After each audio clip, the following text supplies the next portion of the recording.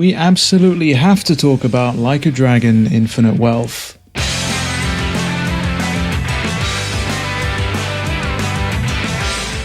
Let me quickly preface this video by saying there will be no major story spoilers, and most of the footage you see will be from early on in the game to help preserve that first experience should you decide to pick up Infinite Wealth. What I will say though is that we will be taking a bit of an extended look at some of the content and the gameplay itself, so consider that a bit of a warning. Like a Dragon Infinite Wealth is a direct sequel to Yakuza Like a Dragon, and much like that game, it is a turn-based RPG. And when I say it's a sequel, I actually do mean it's a sequel. Unlike some of the other earlier Yakuza titles where you could drop in at any point and pretty much get accustomed to the characters as well as their overall plot, this is a direct sequel, so if you've not played Yakuza Like a Dragon, you will likely feel a little bit lost as to who these characters are, what exactly is going on, and a lot of references to past events that happened in the previous game. Unlike Yakuza Like a Dragon, which features only one protagonist, this game arguably features two, the second being Kazuma Kiryu, the Dragon of Dojima. Infinite Wealth does an adequate job of describing just how much of a legend Kiryu is, but if you want to get the most out of the story and kind of get up to speed on the current situation, I at least suggest you go and play Like a Dragon Gaiden, the man who erased his name. Before we go any further, if you're interested in more RPG content, then definitely leave a like and subscribe, as there is plenty more on the way. From a narrative perspective, if you've played previous Yakuza titles, you'll know exactly what to expect. Melodrama, a lovable cast, a story full of twists and turns, and a crescendo of an ending that only the Like a Dragon series could play off with a straight face. The narrative has always been one of the strong points in the Like a Dragon series, and nothing is different with Infinite Wealth. The only potential negative that I can say is that the story takes a little bit of time at the beginning to actually get started, and when it finally does get started, they'll throw out a lot of exposition at you, meaning you'll be sitting around watching a lot of cutscenes. Not something I necessarily saw as a negative, as I've played previous Yakuza titles, but for those of you who want to dive in almost immediately, do be warned. Moving away from the story entirely, let's get down to brass tacks and cover some of the gameplay. Infinite Wealth takes place across 3 distinct locations. In Japan, you'll be able to traverse through Ijincho and Kamurocho, 2 distinct locations that Yakuza fans have come to know like the back of their hand. For reasons I won't spoil though, in Infinite Wealth you'll also be traversing over to Hawaii's Honolulu City. RGG Studio did a fantastic job of differentiating the entire vibe of Honolulu City compared to Kamurocho or Ijincho. It really is unlike anything else that we've seen in the series before, and so it really felt like a breath of fresh air, trading in Kamurocho's neon lights for Honolulu's sun-kissed vistas. Much like previous Like a Dragon games, the streets are chock full of side content for you to get stuck into. Whether it's weird or wacky sub-stories, like getting catfished by a chicken, or riding a trolley and taking snaps of creeps as you go by, partaking in one of the game's expansive minigames which promises to eat up your time just as much as the main quest, which I'll get back to later on in this video, or you could simply be so angry at the world, you take on every single random enemy encounter that you come across.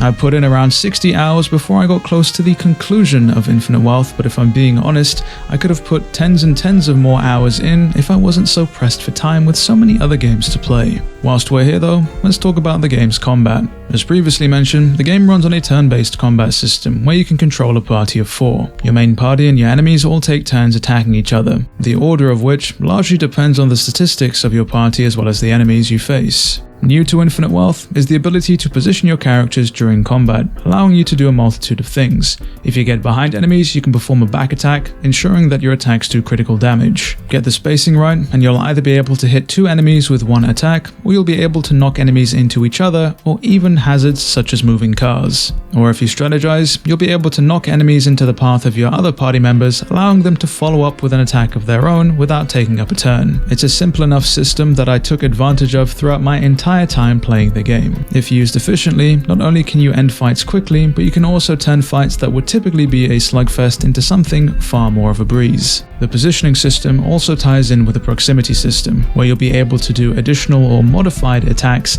based on how close you are to an enemy, or even how close you are to objects in the environment, being able to decimate enemies with things like your favorite plushed sofa or even traffic cones. It's worth mentioning that timed inputs also return, either in the form of quick time events anytime you use a specific skill that requires button inputs, and through the use of the perfect guard. where you'll be able to mitigate incoming damage from enemy attacks, provided you press the guard button just before an attack is about to connect. Interestingly enough, it feels as though they somewhat tightened the timing on the perfect guard, meaning that they're going to be a little harder this time around in Infinite Wealth to pull off compared to Yakuza Like a Dragon, a rhetoric that I've seen a lot of players online also voice as well. Beyond that, the job system returns in Infinite Wealth complete with new additional jobs for you to assign to party members. Jobs effectively dictate what it is that your party members will be doing in combat, alongside what new abilities and skills they'll be able to learn. Inheriting skills and learning new jobs is directly tied to the bonds that Ichiban has with each of his party members,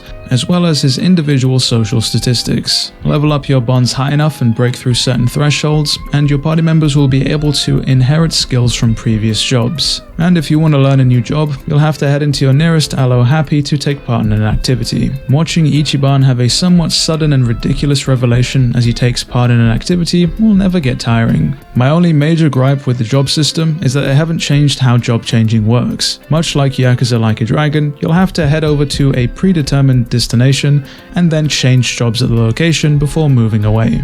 Why they couldn't have made it a smartphone app in-game so you could change jobs at any point, I don't understand, but it definitely feels like a missed opportunity and adds a little bit of tedium where it wasn't needed. One large change in Infinite Wealth that is rather welcome, however, is the overall difficulty curve. Those of you that have played Yakuza Like a Dragon will know exactly what I'm talking about, but there is one specific point in the game that it doesn't prepare you for, where you're facing off against a couple of characters in a boss fight, which are astoundingly difficult, particularly if you haven't grinded beforehand. Thankfully, that isn't the case here in Infinite Wealth. The game does a good job of signposting what level you typically should be at for any upcoming fights that they perceive to be quite hard, and provided you aren't constantly skipping fights and you are partaking in some of the side content, you'll be adequately leveled throughout with minimal need for any grinding at all. So overall, the combat is engaging, strategic, and fun overall. With that said, let's finally talk about some of the game's additional infinite content. First things first, if you've heard the rumors, yes, this game does have a base building Animal Crossing style game which will eat up a lot of your time. You're tasked with restoring an island resort back to its former glory, and you're able to customize and create this entire island as you see fit.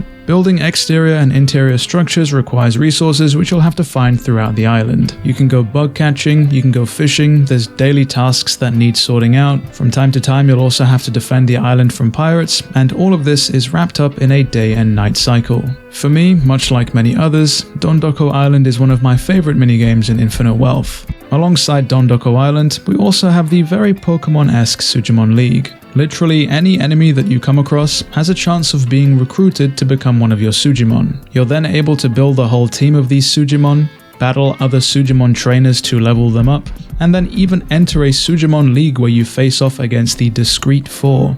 And just like the first game, there's even a Sujidex for you to fill out. Just think of it as a very weird and twisted version of Pokemon that definitely isn't geared towards kids at all. Alongside those minigames, you've got others like Crazy Eats, Sicko Snaps, Mismatch, and a whole lot more. All of which are engaging and fun in their own right, and they all feel as though they've been curated and aren't merely an afterthought that they've just slapped in. I honestly can't recommend Like a Dragon Infinite Wealth enough, particularly if you're a fan of RPGs or if you're somebody who just likes the Yakuza or Like a Dragon series overall. They've taken everything that people like from Yakuza Like a Dragon and polished it up, making it bigger and better in the process. Do not sleep on this game. If you're a fan of RPGs, then you owe it to yourself to go out there and play Infinite Wealth, even if it means playing Yakuza Like a Dragon first. And that pretty much brings us to the end of today's video. If you enjoyed it, do be sure to leave a like and subscribe, as there's plenty more RPG content on the way. With all that said and done, it has been me, DevilNeverCry. I'd like to thank all of you for watching, and as always, I'll see you all next video.